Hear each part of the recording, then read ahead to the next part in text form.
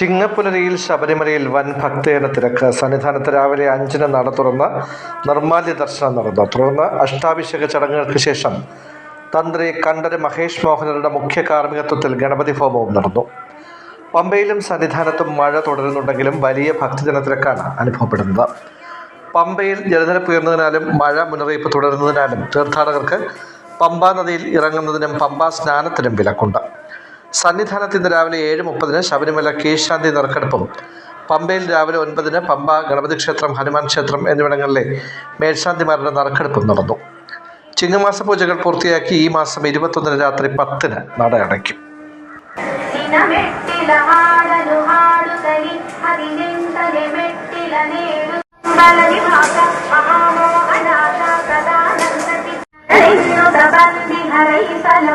ശരണം മണികണ്ഠ പ്രഭോ ശരണം.